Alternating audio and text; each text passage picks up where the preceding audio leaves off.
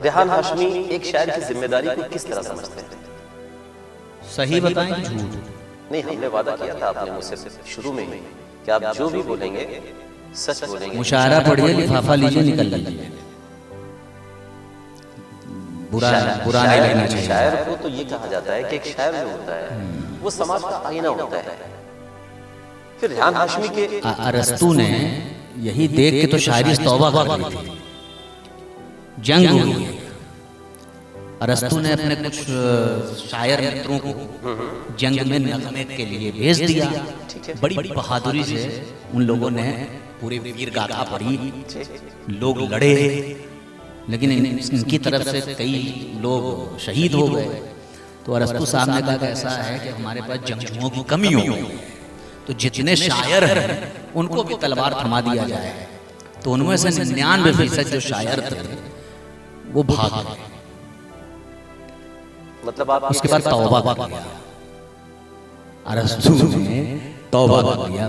बात मैं कह रहा हूँ, उसको एडिट मत करिएगा। लेकिन रेहान हाशमी ये कहते हैं कि अगर मैं हनुमान होता तो अपना सीना चीर कर दिखा देता, मेरे सीने में हिंदुस्तान है, मैं उसका नक्शा दिखा देता। अच्छा बताइए, शिकायत आप अपने हिंदू भाइयों को, आप अपने हिंदू भाइयों को अपना बड़ा भाई मानते हैं कि नहीं?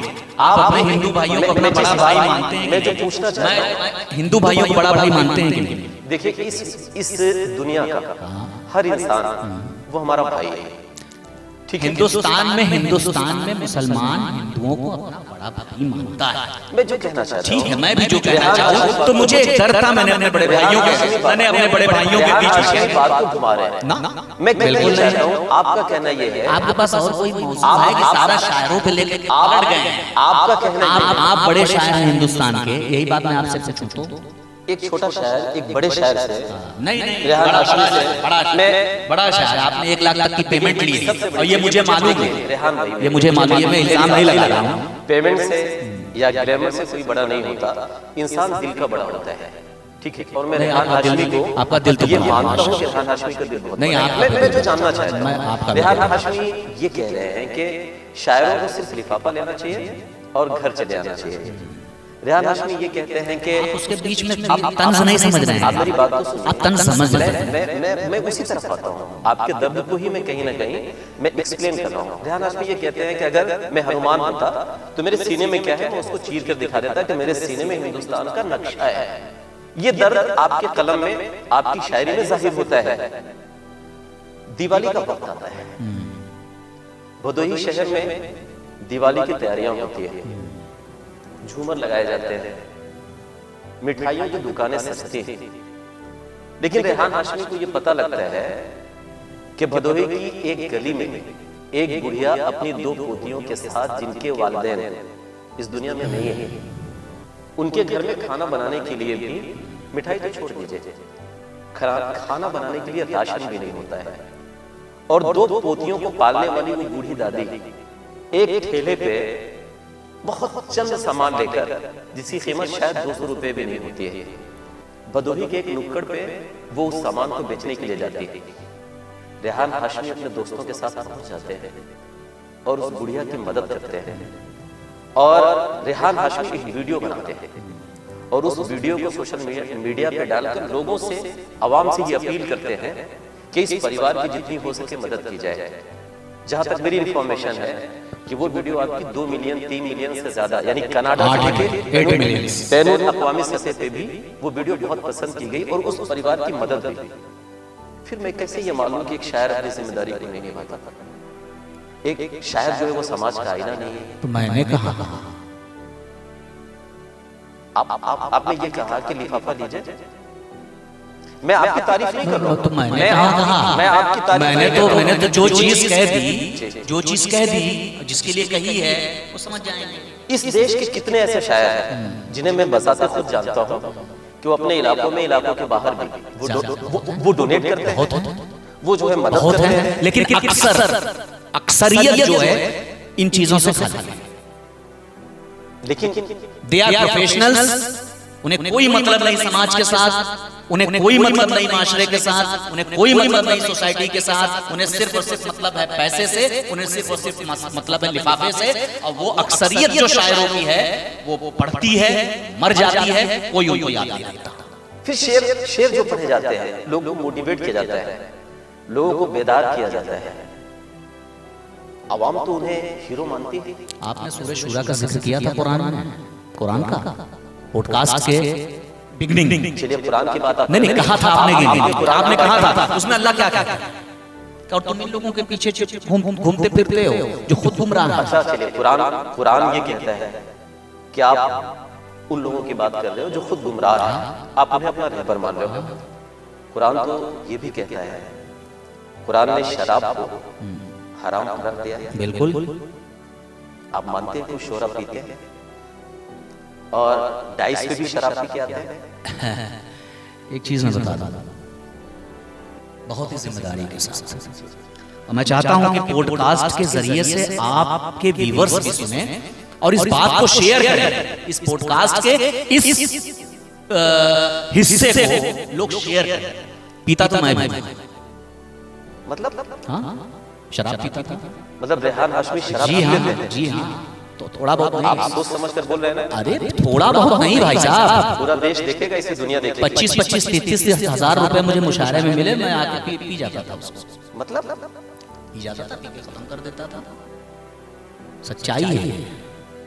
मैं दूसरे शायरों के बारे में क्या कैसे? कहूं? मतलब कब से आप, मतलब शुरू से पीते थे? नहीं, शायरी की फील्ड में आने के बाद पैसे आए, पैसे पैसे आए, कुछ और भी मतलब चीजें पैसे की हुई, कुमारी ने कुछ गम लगा, कहीं से दर्द हुआ, मतलब पैसे की कुमारी ने नहीं पैसे की कुमारी नहीं, दर्द, कुछ दर्द हुए, कुछ गम हुए, कुछ कहीं से मतलब रेहान हाशमी क्या मैसेज देना चाहते हैं आवाम को? सुनिए, मैंने क्यों कहा कि इस हिस्से को लोग शेयर करें।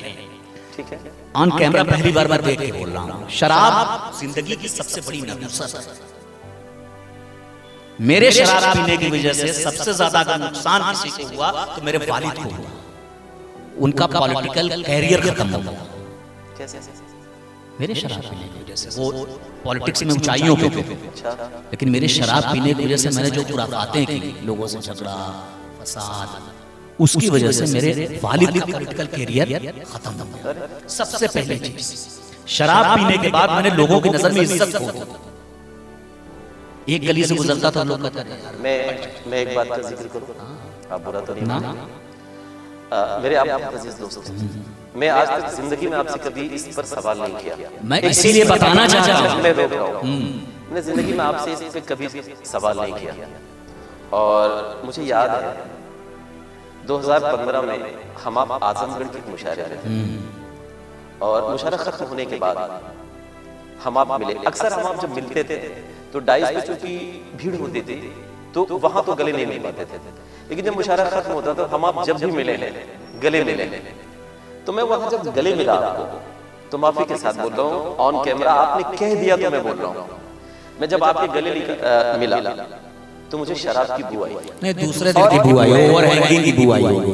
कभी मैंने स्टेज पे या स्टेज के पहले ये चीजें नहीं, कभी भी पूरे कहते हैं। ये भी चीज कह रहा हूं। अच्छा, मैं कहना क्या चाहता था वो सुन लीजिए। शराब सबसे बड़ी नहुसत है। ये नहुसत आने के बाद एक बंदा अगर घर का शराब पीता है तो सिर्फ उस अकेले बंदे की जिंदगी खराब नहीं होती, पूरा परिवार खराब हो जाता है। तो मैं कोई शायर हो या कोई यंगस्टर्स हो या टीनेजर हो, अगर वो शराब पी रहे हैं तो मैं हाथ जोड़ के रिक्वेस्ट कर रहा हूं कि अपने और अपने मुस्तकबिल के लिए इस शराब जैसी नहुसत को छोड़ दें। 2015 में मैंने शराब को छोड़ा है और अल्हम्दुलिल्लाह आज तक उसकी तरफ पलट के नहीं देखा, अल्हम्दुलिल्लाह। और मैं कहना चाहूंगा कि जो शराब पीकर स्टेज पे चढ़ते हैं, ऐसे ऐसे लोग चढ़ते हैं, आपको नहीं पता। नहीं, मैं तो मुझे पता कितने शायर तो ऐसे हैं कि जिनको शराब अगर गले के नीचे न उतरे तो वो पढ़ ना पाए। रेहान भाई मुझे पता भी है, वो पढ़ ना पाए। मैंने ये भी देखा है कि मैं जिस कुर्सी पे बैठा हूँ उस कुर्सी के बगल बैठने वाला शायर शराब से भरा गिलास कुर्सी के नीचे साइड में रख के बिल्कुल बिल्कुल, मैंने तो ये भी देखा। हम लोगों ने ये सब चीजें बहुत देखी हैं, लेकिन अब इन सब चीजों को उठाने का कोई फायदा नहीं। एक मैसेज देना था, मैंने अपने ऊपर इसलिए ले लिया कि कोई बहुत साफ शफाफ नहीं है, लेकिन मैं इसलिए ऑन कैमरा इसको तस्लीम किया और लोगों को बोला ताकि आने वाली नस्लें इसको सुने। जो दर्द और जो गलतियां हमने की हैं वो हमारी आने वाली नस्लें न, इसलिए मैंने बड़ी बात कह रहे हैं। हाँ, इतनी गौर से देखता है। बड़ी बात कह रहे हाँ, हैं। मैंने तस्लीम किया अपनी गलती हो, मेरी गलती थी, बहुत बड़ी गलती थी, और अल्हम्दुलिल्लाह अल्लाह ने मुझे उस दलदल से निकाल लिया। अपनी माँ को देखिए, अपने बाप का चेहरा देखिए, अपने परिवार को देखिए, शराब से बड़ी नहुसत मेरे हिसाब से पूरी दुनिया में। लेकिन रेहान हाशमी आज एक बड़े बिजनेसमैन बन गए। हाँ, आपके बिजनेस का बड़ा जिक्र होता है। आपने भदोही में शायद कोई एक ऐसा बिजनेस किया हुआ है एंटीक चीजों का, जो भदोही शहर के लिए बड़ी नई चीज है। और जहां तक मैं जानता हूं कि अल्हम्दुलिल्लाह आप एक कामयाब बिजनेसमैन इस वक्त हैं। बिजनेसमैन तो हम बचपन से थे। हम अपना घर का काम ही था बिजनेस। पहले हमारी फर्टिलाइजर की एजेंसी थी, तो बचपन से ही हम फर्टिलाइजर देखते थे। हाँ, तिजारत में हमारे नबी का फरमान भी है, 1 लाख का गुलाम बनने से बेहतर है 100 रुपए का बादशाह बनना है। ये तो हम ये उम्मीद करें, या हिंदुस्तान के सामने ये उम्मीद करें, मुशारों के सामने, कि रेहान हाशमी का अल्हम्दुलिल्लाह कैरियर एस्टेब्लिश है। अल्हम्दुलिल्लाह, अल्हम्दुलिल्लाह, सुम्मा अल्हम्दुलिल्लाह। रेहान हाशमी अपनी जिम्मेदारियों को बखूबी निभा रहे हैं अल्हम्दुलिल्लाह। माशी एतबार से, फाइनेंशियल एतबार से रेहान हाशमी स्ट्रॉन्ग है। हाँ, बेशक, अब रेहान हाशमी मुकदमों से भी अल्हम्दुलिल्लाह बरी हो चुके हैं। मतलब अब हिंदुस्तान के आएंगे मुशारे में। हाँ, मैं यही कहना चाहता हूँ। बहुत मखसूस मुशारे तो पढ़ ही लेते हैं, लेकिन निकलेंगे इंशाअल्लाह। अच्छा, जब इस बार रेहान हाशमी जब निकलेंगे तो क्या फिर वही चीड़ फाड़, जो देखा है वही बोलेंगे, सीने पे ही चढ़ के बोलेंगे? जो देखा है वही बोलेंगे। आपको पता है ना इस वक्त क्या हो रहा है देश में? पता तो है। कन्वीनर ये कर रहे हैं कि इस तरह के अशार पढ़ने वालों को बुलाया नहीं जा रहा है मुशारों में। तो मैंने कौन सा बहुत खतरनाक शेर पढ़ दिया? हमने क्या क्या सुनाएंगे आप इस बार? हमने क्या किया? अब इन दिनों अगर आपको मुशारों में आना हो तो आप क्या सुनाएंगे? यही सुनाऊंगा कि हवा है तेज तो मुंडेर पे दिया रख दो। हाँ, हवा है तेज तो मुंडेर पे दिया रख दो, उसे बताओ कोई है जो बोल सकता है। तो तेवर वही है रेहान के। बिल्कुल, ये गजल है मुकम्मल। शेर है, गलत शेर है क्या? गलत शेर है। इसने बहुत प्यारा है। हवा है तेज तो मुंडेर पे दिया रख दो, उसे बताओ कोई है जो बोल सकता है। क्या कहते हैं भैया? लगभग हमने हर मौजू पे बात कर ली। हमने नाज़्म मुशारा पे बात कर ली, हमने दौरे हाजिर के जो कन्वीनर्स उन पे बात कर ली, हमने आशार पे बात कर ली, हमने सियासत पे भी थोड़ी बहुत बात कर ली, मुशावरों के पेमेंट पे भी बात कर ली। एक मौजू बचा है। अगर रेहान हाशमी से मैं उस पर सवाल नहीं करूंगा, नहीं पूछूंगा, तो मुझे लगता है कि मैं इस पॉडकास्ट के साथ नाइंसाफी करूंगा। हिंदुस्तान के मुशारों में इन दिनों शायरात का जिस तरह से आना और अशार पढ़ना और बगैर किसी शायरा के मुशायरों की फहरिस्त का मुकम्मल न होना, इस पर रेहान हाशमी क्या कहना चाहते हैं? देखिए, इसमें सामईन का भी बहुत हद तक रोल है। वो चाहते हैं कि शायरा को देखें, वो चाहते हैं गीत सुनना, वो भी जुगलबाजी तो चाहते ही हैं। तो कन्वीनर बेचारा करे तो क्या करे, उसको मुशायरे की कामयाबी चाहिए, तो मजबूर होकर वो शायरात को बुलाता है। मुशायरों में उलमा भी होते हैं, जाहिर सी बात, जाहिर सी बात, हुफ्फाज़ इकराम भी होते हैं, जाहिर सी बात, उलमा इकराम भी होते हैं। बेशक। क्या दीन में, देखिए, क्या दीन में, बात आपकी एकदम सही है। अरे आप जो कहना चाहते हैं वो सही है, मैं समझ गया। क्या दीन में कोई जवाब है? आप यही कहना चाहते हैं ना कि इस तरीके की हरकतें हो रही हैं, आलिम सामने बैठे हैं, मुहज़्ज़ब शख्सियतें सामने हैं, इंटेलेक्चुअल्स बैठे हुए हैं, और इस तरीके की चीजें हो रही हैं कि नामहरम के सामने लड़की आ रही है। आपका सवाल मैं समझ गया हूँ ना, समझ गए हैं। देखिए, जब फितने का अंदेशा हो, ठीक है, फितना बड़ा हो चाहे छोटा हो, तो वहां पे खामोशी अख्तियार करनी होती है कभी कभी। इस्लाह बराए इस्लाह हो तो बेहतर है, इस्लाह बराए आप ये समझिए कि तनकीद हो जाए अवामी सतह पे, तो ये गलत है।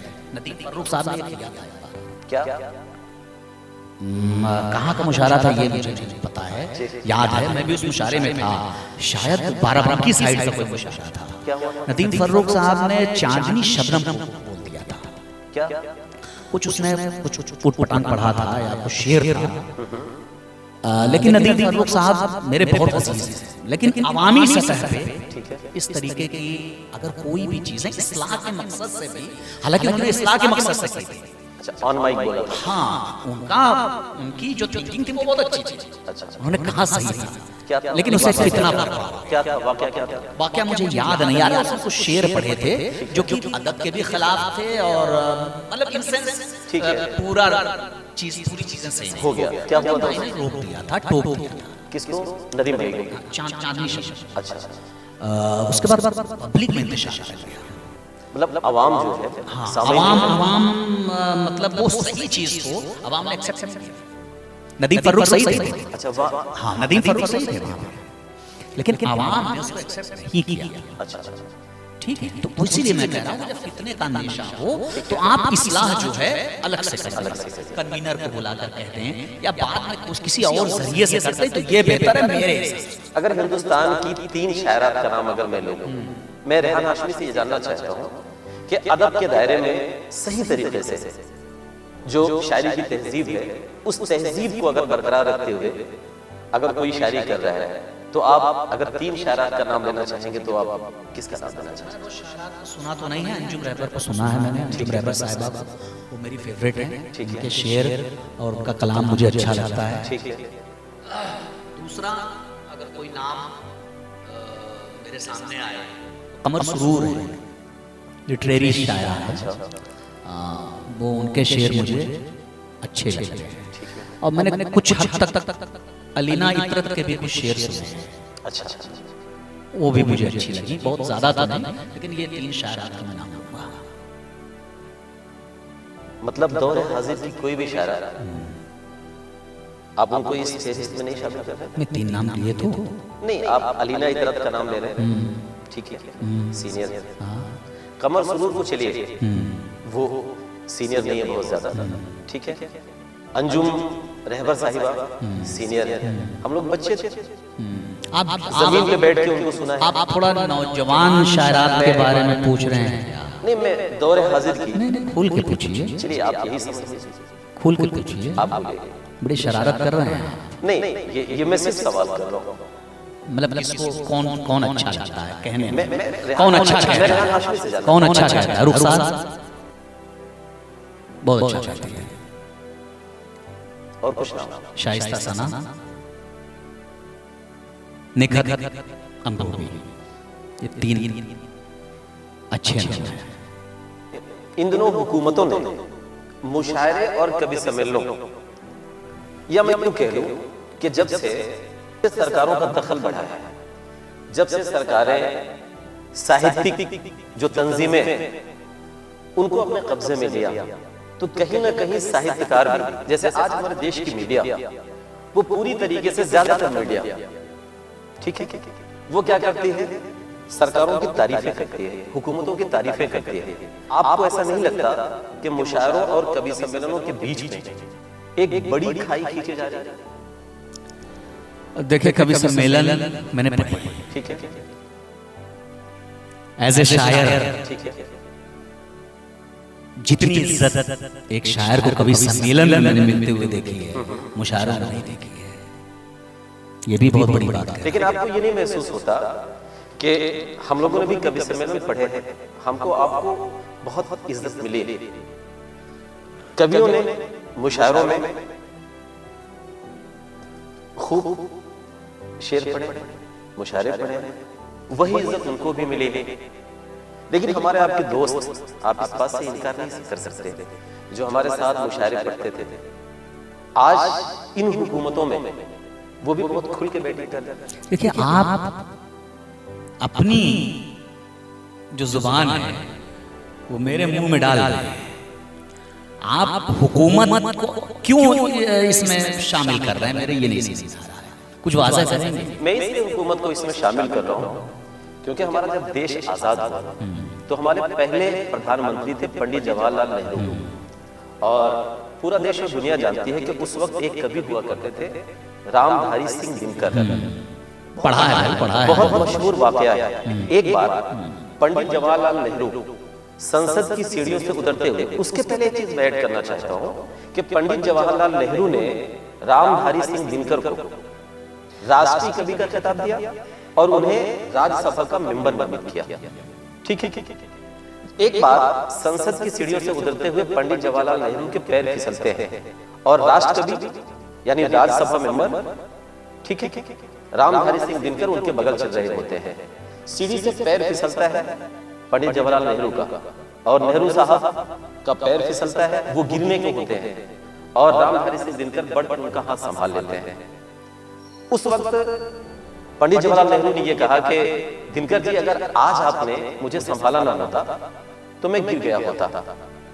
रामधारी सिंह दिनकर ने उस वक्त जवाब दिया था कि सियासत के कदम जब जब भी लड़खड़ाए, अदब और साहित्य ने उन्हें बढ़कर सहारा दिया है।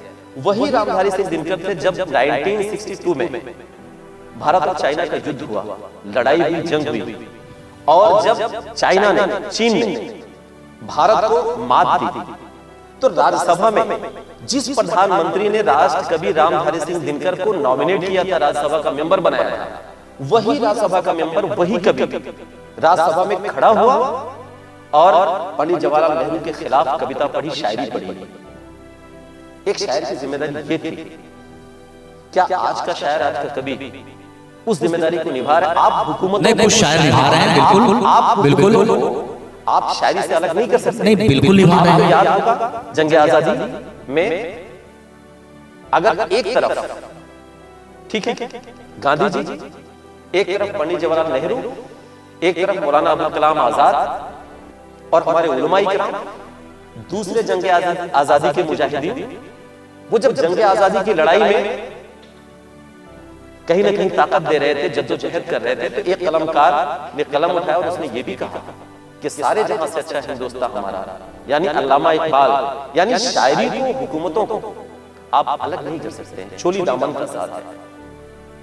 क्या आज का कवि, आज का शायर इस जिम्मेदारी को निभा रहा है? नहीं, कुछ लोग निभा रहे हैं। अब मेरे शेर को मैंने कोट किया था, आपको अच्छा भी लगा था, फिर मैं वही शेर बोलूंगा कि हवा है तेज तो मुंडेर पे तैयार, हवा है तेज तो मुंडेर पे तैयार रखो, उसे बताओ कोई है जो बोल सकता है। बस आपके इतने इस तमहीद का मैंने एक सेंटेंस में जवाब दिया है। कई मुद्दों पर हम लोगों ने गुफ्तगू की, लेकिन रेहान हाशमी जिस चीज के लिए जाने जाते हैं, अगर सामईन को रेहान हाशमी अशआर नहीं सुनाएंगे तो ये पॉडकास्ट अधूरा रह जाएगा। आप कुछ ऐसा जो इस पॉडकास्ट के जरिए से आप सामीन तक पहुंचाना चाहते हैं? एक दर्द बोल दें, नहीं, मैं वही सुनना चाहता हूं। पॉडकास्ट जो है आपकी व्यूवरशिप बड़ी आ रही है माशाल्लाह, आपके पेज को भी मैंने देखा, यूट्यूब चैनल को भी देखा। नहीं, ये देखिए, ये पॉडकास्ट यूट्यूब चैनल पे भी जाएगा आपके? ये सारे सोशल मीडिया के हैंडल्स पे जाएगा। इसका मकसद ये है कि हमारे जो शोरा है उनकी बातों को, देखिए होता क्या है कि हम आप मुशायरों में जो पढ़ते हैं या सोशल मीडिया पे हम आप जो देखते हैं, वो शायर का सिर्फ एक रूप हम देखते हैं। शायर की अपनी एक जाती जिंदगी भी, शायर का शायरी के अलावा भी एक पहलू है जिसको हमारी सामईन नहीं जान पाती, नहीं देख पाती। शायर भी एक इंसान है, वो भी फील करता है, महसूस करता है, उसकी भी अपनी एक खुशी और गम, बिल्कुल बिल्कुल, उसकी भी अपनी एक जिंदगी, उसकी भी जिंदगी की एक जद्दोजहद है। तो अगर हमारे शोरा की जिंदगी से जुड़ी हुई और चीजें और हिस्से सामईन के सामने पहुंचेंगे तो मुझे लगता है कि उनके लिए एक बेहतरीन चीज होगी और कहीं ना कहीं हमारी सामईन, मुशायरों की ऑडियंस इससे बेदार होगी। एक चीज आपने नहीं पूछा, बहुत ज्वलंत समस्या है, क्या? इसको पूछिए आप, क्या चीज? और आप अपने इस पॉडकास्ट के माध्यम से बराए मेहरबानी इन चोरकट्टे लोगों को, ये जो चोरी करते हैं शायरी को, उनको भी बात पहुंचा दीजिए कि भैया अपना शेर, ये मैंने कुछ शेर कहे थे पहले कि लाजमी है हर एक आदमी के लिए, मौत भी चाहिए जिंदगी के लिए, जो बहादे नहर दूध की दोस्तों, वो जिगर चाहिए आशिकी के लिए, और दूसरों की गजल पढ़ने वालों सुनो खून दिल चाहिए शायरी के लिए। मतलब रेहान हाशमी ये कहना चाहते हैं, यार मैंने आपके शेर को दूसरे के पेज पर अपने नाम से लिखे हुए देखा। अभी कुछ दिनों पहले मेरा एक शेर बहुत वायरल हुआ, उसको मैंने देखा हिंदुस्तान के 2-3 शायर बड़े धड़ल्ले से पढ़ रहे हैं, कभी मिसवाक टोपी और कहीं कुरान निकलेगा, मुसलमानों के घर से बस यही सामान निकलेगा, हमारी देशभक्ति तुम नहीं समझोगे गद्दारों, हमारा खून निचोड़ोगे तो हिंदुस्तान निकलेगा। ये तो आप मेरे साथ भी कम से कम कुछ नहीं तो मेरे ख्याल से 25 मुशायरों में आप पढ़ चुके हैं। हद हो चुकी है, लोगों का शेर यार मैंने तो कभी ये नहीं कहा कि आप कॉपी पेस्ट मत करो। जो शायर नहीं है मैंने तो उसके लिए कह दिया कि आप अपने नाम से पोस्ट कर दो। अच्छा, लेकिन शायर करेगा तो फिर हम नहीं छोड़ेंगे। जो कहते हैं कि हाँ हम शायर हैं, मतलब आपके अशार यार नाम से पोस्ट आपके नहीं हुआ है क्या? चलिए नहीं चलिए, बताइए। नहीं बताइए। ये तो होता रहता है। क्यों आप छोड़िए, तो नहीं पॉडकास्ट के जरिए से आप ये बताइए लोगों आप जो भी मैसेज देना चाहते हैं। आप शायर हैं तो आपके अंदर सलाहियत होनी चाहिए। शायर अगर चोरी करे तो फिर वो शायर किस चीज से, शायरी किस चीज से और शायर किस चीज से? बहरहाल मैं मतलब अपना दर्द आप ये कहना इसको मैंने बयान आप कर ये दिया। और आपके प्रतापगढ़ में तो माशाल्लाह इसके फैक्ट्री वाले हैं। भाई साहब बुरा मत मानिएगा, भाई साहब बुरा मत मानिएगा। देखिए हमारा प्रतापगढ़, ये बताइए आपके कई लोगों के मैंने पेज पर देखा शेर, उसके बाद RH। शर्म आ रही है क्या रेहान हाशमी लिखने में? देखिए आप प्रतापगढ़ पर हमला कर रहे हैं। ना प्रतापगढ़ बहुत खूबसूरत शहर है। प्रतापगढ़ में शहजादा कलीम जैसे खूबसूरत लोग रहते हैं। क्या बात है, प्रतापगढ़ बड़ा नहीं। देखिए गलत है कि नहीं, आप गलत को गलत कहिए। देखिए प्रतापगढ़, शहजादा कलीम तो एक अदना सा तालिबे इल्म है। प्रतापगढ़ वो सरजमीन है जहां पर नाजिश प्रतापगढ़ी ने जन्म लिया और उन्होंने एक शेर कहा कि वतन की रेत मुझे एड़िया रगड़ने दे, मुझे यकीन है पानी यहीं से निकलेगा। पूरी दुनिया में जहां जहां उर्दू बोली और समझी जाती है, अदबी दुनिया में नाजिश प्रतापगढ़ी का यह शेर कोट किया जाता है। उसी प्रतापगढ़ में आद्या प्रसाद उन्मत्त एक हिंदी के कवि हुए। उन्होंने प्रतापगढ़ की उस सरजमीन से निकलकर पूरे देश में कविता में अपना परचम लहराया।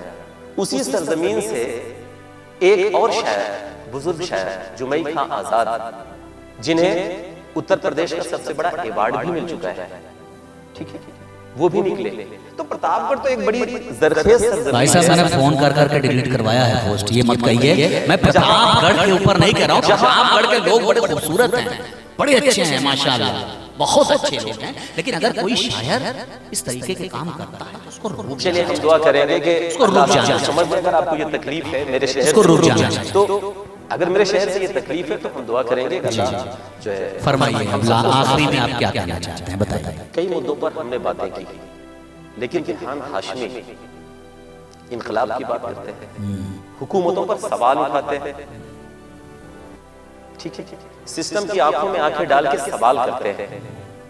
लेकिन रेहान हाशमी मोहब्बत के लिए, नौजवानों के लिए इस वक्त क्या सुनाना चाहिए?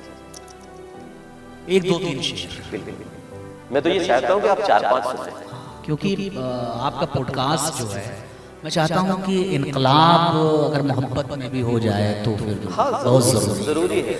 और अगर मोहब्बत के साथ इनकलाब हो, इस वक्त मोहब्बत की जरूरत है।